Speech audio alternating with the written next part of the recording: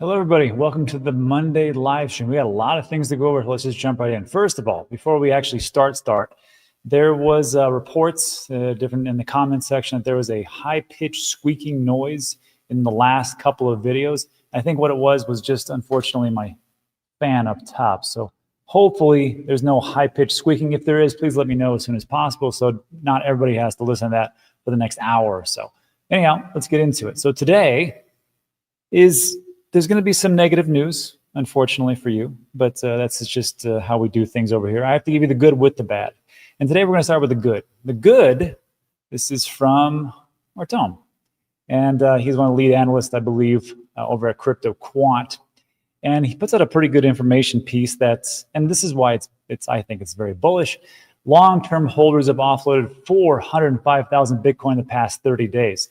And, you know, when you offload 500,000 Bitcoin in 30 days, that's quite a lot of sell pressure. Now, it depends on what they define as a long-term holder. Does that mean somebody who is held for 180 days? Is that 365 days? Is that 5 years? What is that? I couldn't really find that information, but if it's anything over, like, let's say 6 months, which is a lot of these different organizations say that is a long-term holder, I happen to disagree. If that's the case, it's still a lot of sell pressure. And what happened with the Bitcoin price has been pretty darn good so far. And this was supposed to be leading me into this great article, which was shared by me by multiple people from Jordy Visser. It talks about Bitcoin's silent IPO, why this consolidation isn't what you think. It was a fascinating read. I need a link in the description. I haven't done it yet. I'm sorry about that. And we're going to go over this, but we can't because there's so many things going on in the market right now. So that last piece where they talked about, 405,000 Bitcoin offloaded in the last 3 months or so, look at these prices. I mean, 3 months ago, I don't know, August, September, October, November, that's not about somewhere over here, July or so, we're at 112,000. You have that much sell pressure for Bitcoin, and it went from 112 to 107, which is today. I take that as a win. Unfortunately, we don't look like that. We don't zoom out when in doubt, which we should do a heck of a lot. I think there's an old acronym that says, when in doubt, zoom out, but people forget to do that. If we take a look over the last year or so, we're at 67,000 roughly a year ago. Today, with all the things that are going on, which we're going to get to that, 107,000. And if we take a look at the market itself, now let's zoom in so we can all have an anxiety attack. Just kidding. In crypto, this is just a Monday.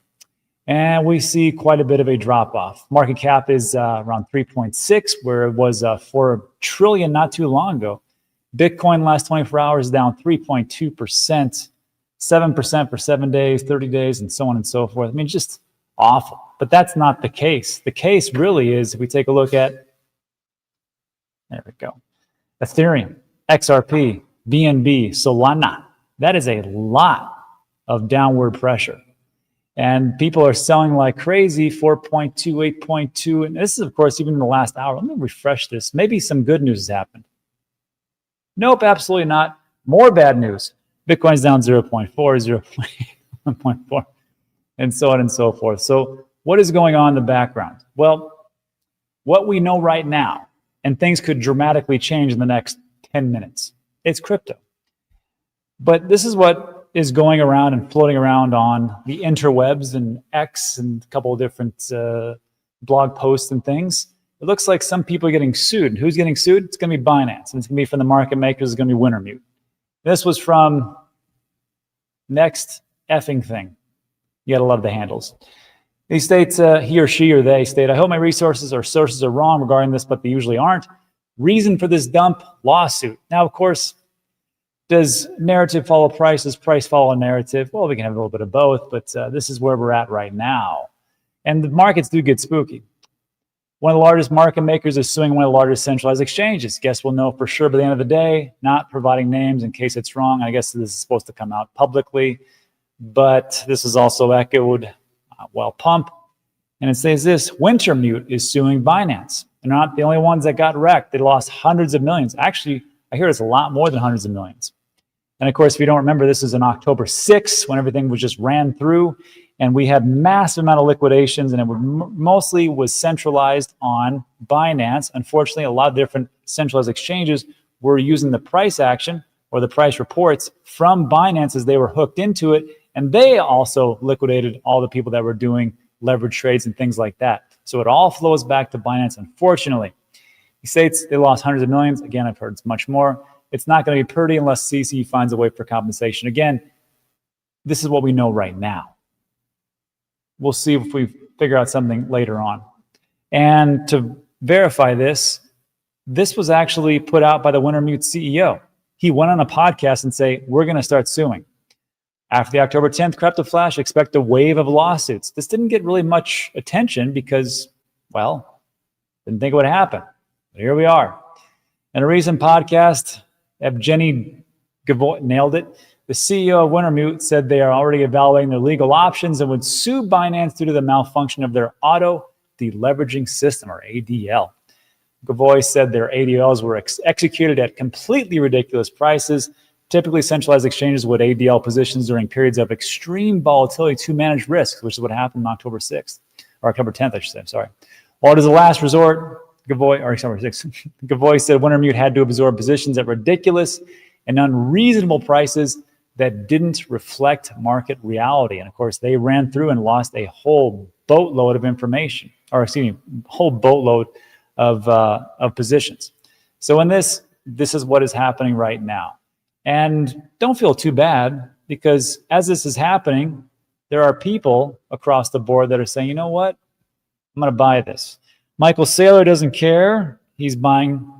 This was just him. This was, of course, this was 6:02 a.m. before everything collapsed. But Michael Saylor and MicroStrategy don't really care about timing. They'll buy whatever. As he said before, I bought the top yesterday, and I will continue to buy the top for years to come. Strategy has acquired 397 Bitcoin for $45 million at 114. Ooh, ouchie! At 114,000 per Bitcoin. I don't think it'll be a big deal if we do see Bitcoin run up to the 200, 250,000, 1 million, 10 million, or 30 million, like some people have been predicting. It's kind of crazy, whatever. So we've got that. Also from Arkham Intelligence, thanks, Jimmy, the 10 billion hyper unit whale just longed Bitcoin and ETH. This just happened. This address is owned by the hyper unit whale who bought 850 million of Bitcoin to the 2018 bear market and held it until it was worth 10 billion. Rotated 5 billion of Bitcoin into ETH from August to October this year. What a great time. Made 200 million by successfully predicting the market crash on 10/10, October 10th. Executed 2 more profitable shorts after the market crash. This person must have inside information. Now he just longed 37 million of Bitcoin and 18 million of ETH on Hyperliquid. Will he get it right? And that's great, right? Like, oh, Rob, thank you for putting my mind at ease. Now I can go back to sleep or go back to my world or whatever I'm doing. And you should, because this really doesn't make a difference in the long run. However, on this channel, you're not going to get that, because guess what? Somebody who had a 100% win rate just got liquidated. So all these people will say there's an insider knows this, insider knows that. They're all guessing.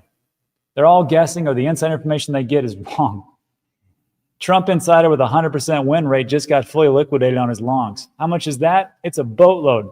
This is from coinglass.com. We can see over the last 12 hours, roughly about $1 billion. I'm sorry, the 24-hour, excuse me, 24-hour wrecked, 1.2 billion. And, you know, in the past, that's a lot of people getting, you know, wrecked and liquidated. Shorts, longs, whatever, perps, leverage trading. Usually when we talk about over $1 billion, it's a ton. But if we take a look here, going down historically, that's a big amount of people, right? 1.06, not 1.2. And it's probably quite a bit if you look all the way to the left. But you know what? It pales in comparison. October 10th. Well, 9th going into 10th. We had what it says here, roughly 20 billion, but I heard it's much, much more. And the things that were not reported are going to come out. So we'll see what happens with Binance. We'll see if this is all from a lawsuit. Maybe it's something else, but this is what we have, and this is what is going on. Also, one more thing to depress you.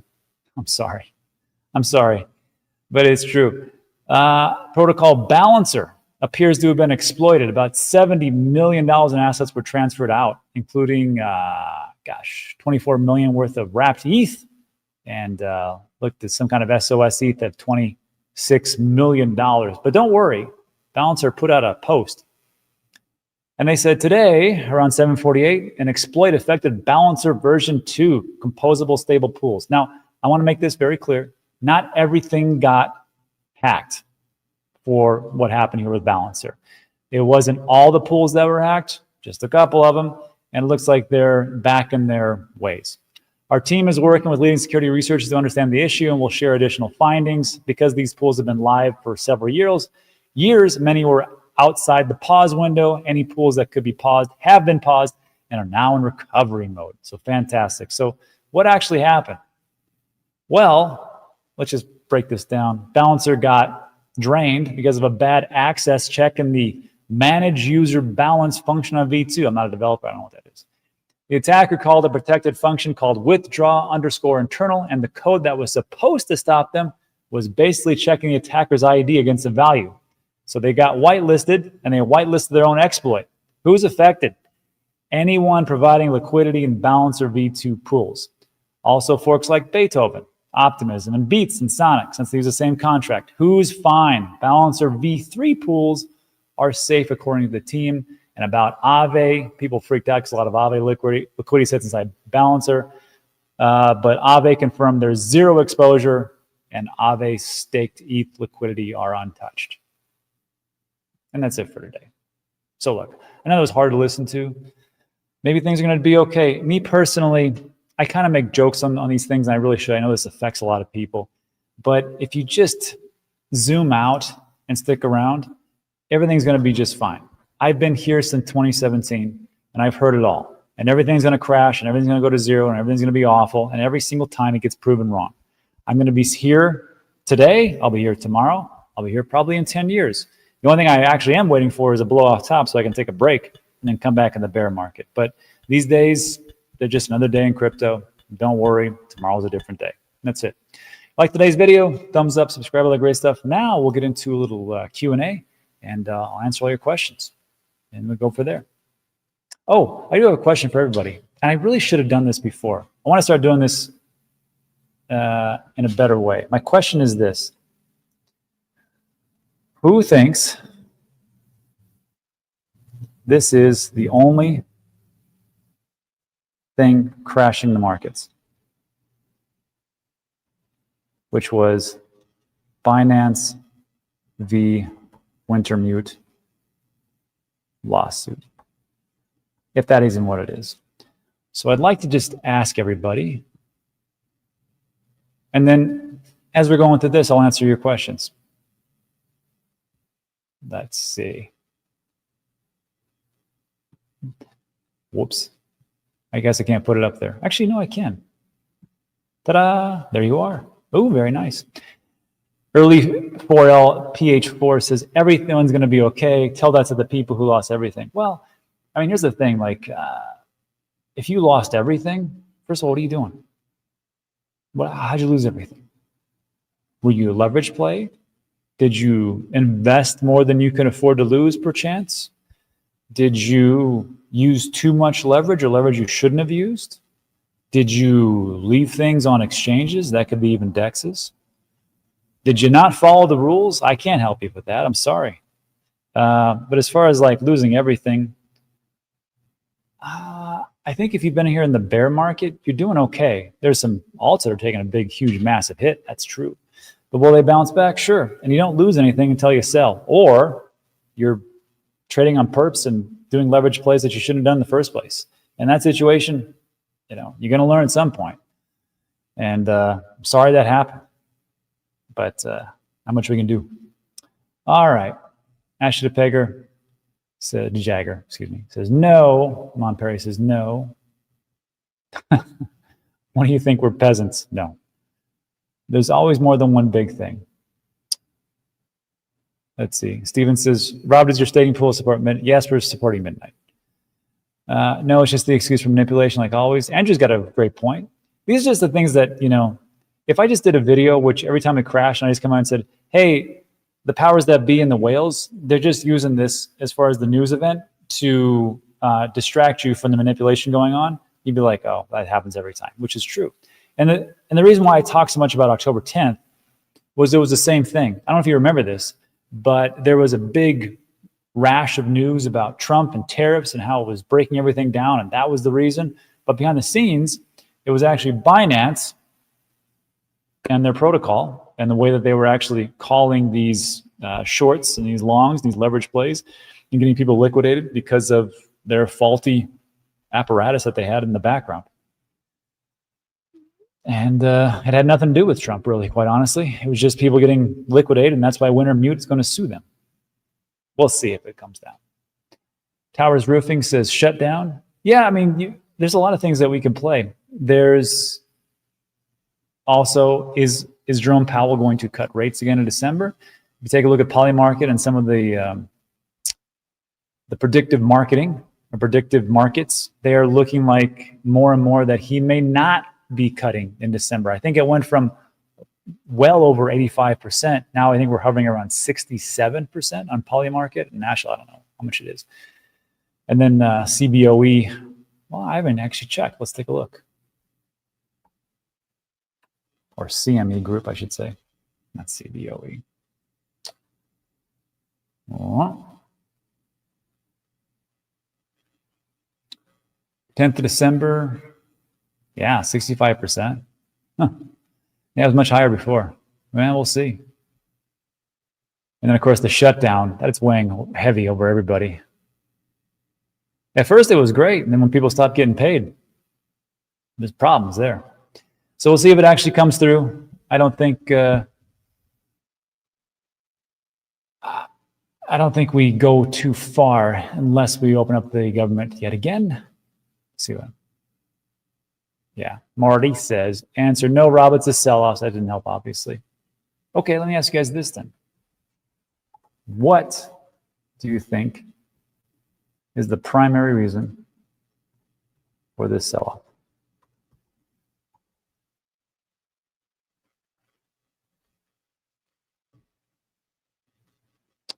That's the question. Cat2 says, are you still DCAing? Yes. I just bought a bunch of Bitcoin this morning. Unfortunately, I bought it like when it was like 8 a.m. So that's like 10 a.m. Eastern time. I think we were down, but we hadn't hit the bottom yet. So I didn't time it perfectly, but everything just goes off without a hitch on Kraken. So that's all only exchange I use. Just set it up and it executes every single day. As long as the risk factors are above or below 0.5, which I think it still is. Oh, Ian has a good point. I answer, the amount of sellers is bigger than the amount of buyers. The rest is just funny narrative. That's a good one. Ketu says, I mean, are you DCAing into altcoins? Once a week, I buy certain alts, and those are the best ones. And we know what the best ones, the BEST, which is Binance, which that might probably not work out too well. Ethereum, Solana, and Tron. And I just base that on stable coins. Donald says, Litecoin's the only thing worth buying. We'll see. Gas Fee says, market makers are still in control. Their entire purpose is for them to put your money in their boss's pockets.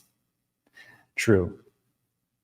Mary says, you can DCA by risk factor. You have to manually do it, but yes. So the risk factor is what we're talking about. Let's go steal some information on Ben's website, shall we? Don't tell him. Let's see. So let's say, look at this slick design now. So we got, I don't know if I talked about this, but he has risk factors for crypto and for stocks now. That's pretty cool. Wow, Tesla's only at 0.5. I didn't, it's crazy. Netflix is risk factor 0.6. So again, as the risk factors go up, it becomes more dangerous to hold that. Gold spot is 0.8. That makes sense. 0.87 for silver. S&P 500 0.80. Interesting. Strategy's only at 0.58. Okay. Anyhow, back to the real story, Bitcoin. Yeah, so Mary, it's a 0.48. So I have the app downloaded to my phone, and it's set to go off once it goes above 0.5. So once it goes off 0.5, I go to Kraken and I shut down the DCA. That's it. I'm a very simple creature. I'm not very smart. I need help. That's why I have apps. Ferrari says, to liquidate the longs of retail, shake them out for institutions to get in at a lower price. Yeah, probably so. That is quite some amazing art there. Still buying dips. I don't really like buy dips per se because I'm all dipped out. Now it's just DCAing because who knows what's going to happen. Cardano, okay. Ben says price doesn't follow narrative, narrative follows price. Sure. Alt holders are capitulating. That's true. A lot of alts are. A lot of altcoin holders. I've got a friend who's a XRP whale in Puerto Rico, and this was like a couple weeks ago, and he said that his friend who holds millions and millions of dollars worth of XRP sold everything.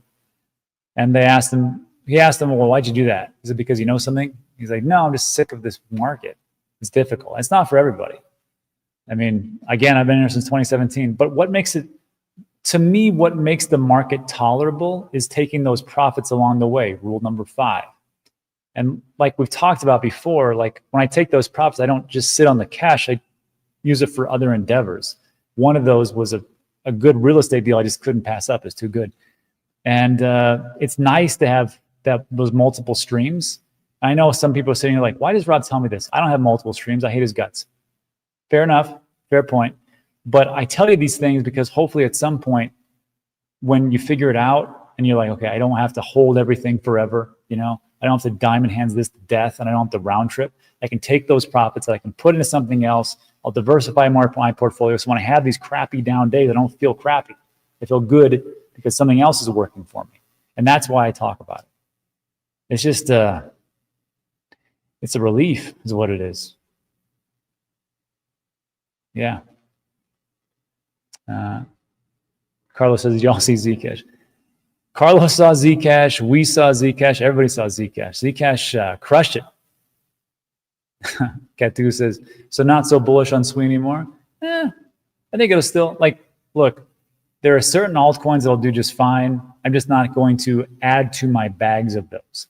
If my thesis is the next killer case for crypto is payments, because I know as much as people want Bitcoin to be the peer-to-peer transaction and a medium of exchange, like it was put in the white paper from Satoshi, that's not what the technology is not what it's doing right now. Primarily what people are buying it for, Michael Saylor and the rest of everybody that's got the ETFs, is the gold 2.0 narrative.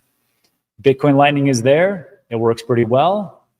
There are some downfalls to it. It's not perfect. I'm sure everybody can agree with that. But I just take a look at stable coins and the rails that they're built on. And I say, okay, well, what are the big rails? The big rails are Binance, Ethereum, Solana, and Tron. I'm just going to invest in those and maybe they'll take off. And that's it. SWE can do just fine. SWE could be an Ethereum killer. SWE is not a big factor right now in stablecoins because they were a new one. But I still hold it, so we'll see. Not DCing into Cardano with that low risk factor. They need to start doing some other things. And I know Charles Hosking just put a video out and talks about how they're doing massive loans and doing great things in Africa. All these things, great, you know. But volume-wise, it's tough. Although, again, I am working with Indigo Protocol to bring forward my AI agent, which is built on Cardano, to be an AI agent for my Airbnb and VRBO properties. So when I do that, and I've already done a couple of videos on it so far, once we roll it all out, great. But you know, that's real utility. I think a lot of things that bring utility, people don't really care so much about. It sounds good. Really what it comes down to is speculation. So Algo Trader says, why buy Binance? It's because if Binance gets sued by Wintermute and all their market makers, what are they going to do to find their market makers? And how much is that going to affect Binance? It could be a big, huge drag. If you've ever been sued, or if you're a company, these things go down pretty quickly. And even though Binance is the biggest centralized exchange out there, how much will it hurt the business? So I hope that makes sense to you. I'm just buying $100 a Bitcoin a day. Yeah, that's good. Can you put that website in the chat? Which one, Jeff? Which one are we talking about? Ben's website? Well, good news. I've got a link in the description where you get 10% off the first month. And I don't know if you know this, but there's a good chunk that are actually, there's like free charts on Ben's website. I'd like everybody just to sign up and get the free stuff. And then just go from there. If you want some more of these, you got that nice, sweet 10% discount. Let's see. Buy into fear? Yeah, we can. I've been still buying. We'll see if it works out.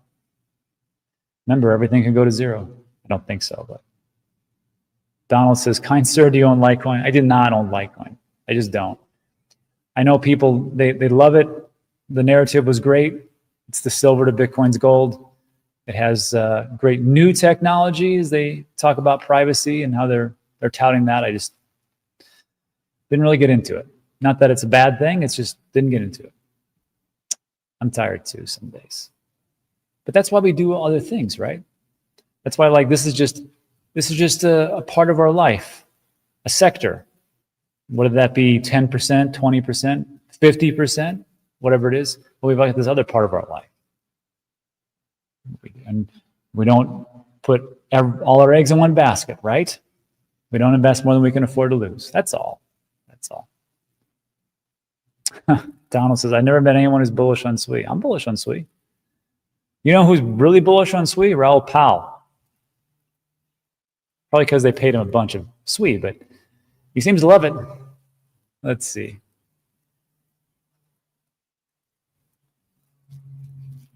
New Type says, rumors are the top market makers are going to sue Binance. If y'all thought FTX going down was bad, just wait till you see Binance go down. But there's a difference here. And the difference is FTX was insolvent. Now, Sam Bankman-Fried said it was, but if it was, then why was there that lawsuit that went through? And why is that people were missing all their funds? Anyhow, I know that's just a very basic overview, but yeah. And as far as like with Binance going down, it's not so much that they will go down completely. I think your funds are SAFU, whatever, right? This thing. So I think you're going to see a lot of people taking their funds off of Binance, and that's going to be an issue. And we'll see how the operations go. But again, I think it's a big problem when your market makers, which make the exchange run, are going to sue you. That's not good. Let's see. Scott says, you should have taken profits. Yeah. Hindsight, 2020. I mean, like I said, like me personally, I took some. And like I said, I had a great real estate deal. Worked out pretty well so far. But yeah, I mean, I didn't time it perfectly, but who does? What are you going to do? What are you going to do? Das said, is Bitcoin going to 100K? Probably. Could go to 90. Could go to 80. Could go to... who knows? I see 75K again. I could see that. Like, look, remember that I know people like, this is awful.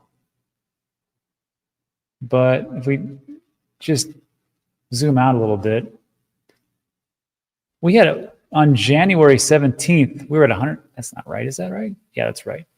106,000 on January 21st. And from there, we lost like 30%, 25-30%, as we went down to 76,000 by April. Look at that. It's just a slow bleed. And no one was complaining too much back then. Actually, no, I take that back. A lot of people were complaining. But they thought, Q4 is right around the corner. We should do just fine. This is the last one. But then, here we are. Went to 126 at one point. That's wrong. I know it was 126. Well, on some exchanges. And now here we are back again at 107. Remember when we went past 100K? And everybody was there was just natural jubilation. Everybody was so happy. And now we get to like 107, 106. We're like, this is it. It's over.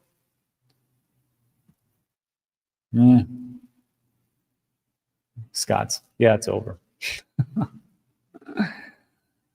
Yeah. Max says, you know, Binance is the only market or centralized exchange or DEX. Yeah, it is. This is true. But markets do not like ambiguity. Just take a look at the traditional markets.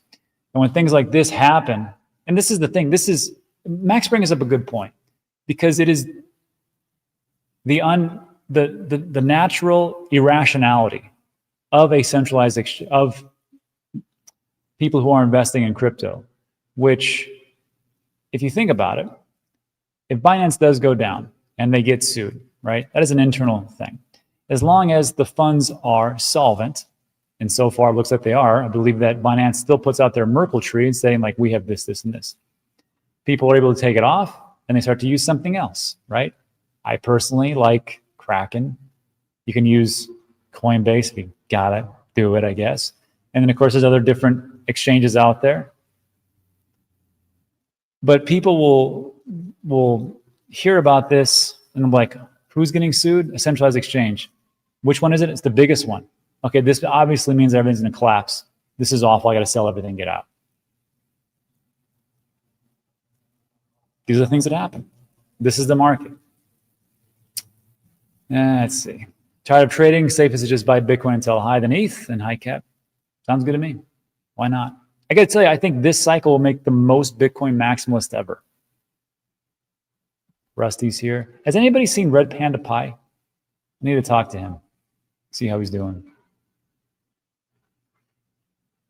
Yeah. That guy, Richard. Retail was 74% a year ago. Now it's 54%.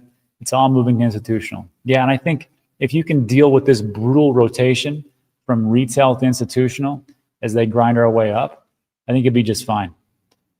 And just take a look at the gold ETF in, what was that, January 2004, and how it grinded up for 7 years. We talked about this. Actually, I'll show you again. I actually saved it because I thought this would actually come up, and so much it does. So this is the rotation to institutions, right? Sorry, let me get you out of here for a second. And also Richard. So this is historically looking at gold, and the ETF for gold was January or November 2004. November 18th, 2004, excuse me. And gold was $450. And for 7 years, it pretty much, there was some drawdowns, right? We see these two right here. I'm sure people were scared. But if you kept in it and you bought at $450 on the first day of the ETF and held it to 2000, did pretty good. And look at this. Here's the Bitcoin ETF, January 11th, 2024. It was 45K back then. And then we peaked on October 6th.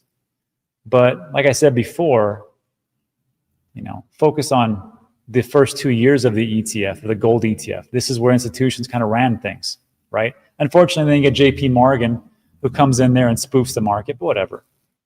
And if you overlay it, there's some similarities, that's for sure. Didn't do a good job on that one. But you can see there are some lessons to be learned from institutions buying things up. It just gets a little bit more boring, except for days like today. All right, that's it. Jupiter's here.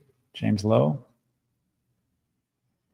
I don't know what this story is, but I'd like to hear it.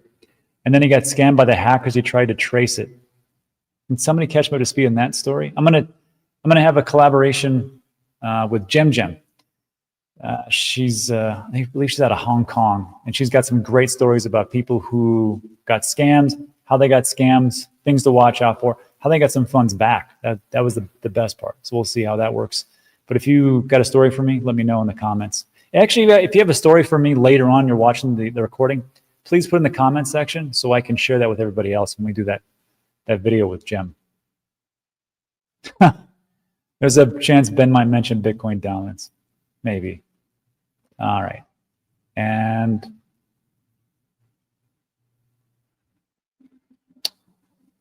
H-bar looks good. Hopefully it does well.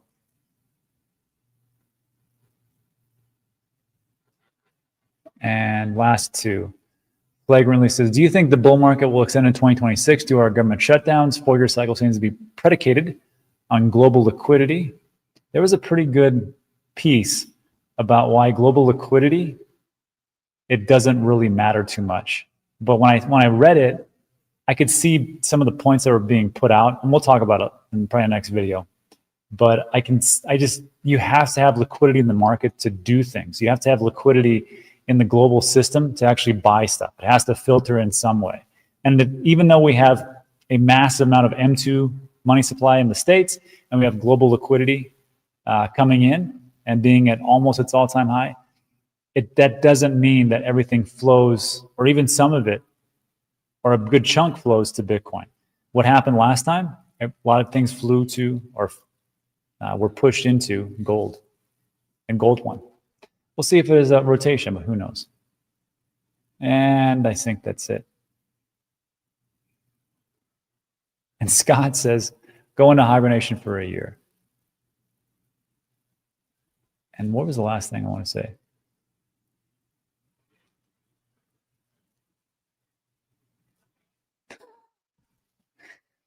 Guys, relax. It's only Monday. It'll be worse tomorrow. Perhaps so. I'm going to leave it right there. And the reason why is because if you read that and you're nervous, you're like, maybe it will be. Maybe you are a little bit too heavy-handed. Maybe you are a little bit over your skis. Maybe you should deleverage a little bit. But if you read that and you laugh and you're like, you got a little chuckle because you know what industry you're in, I think you're going to be just fine. That's a good one. Hey, everybody, thanks so much for stopping by. I appreciate you. On your way out, if you do me a favor, just hit the like and subscribe. That's great stuff. That's it for this one. Thanks so much. I appreciate every single one of you hanging out with me for 36 minutes. And I'll see you guys in the next one.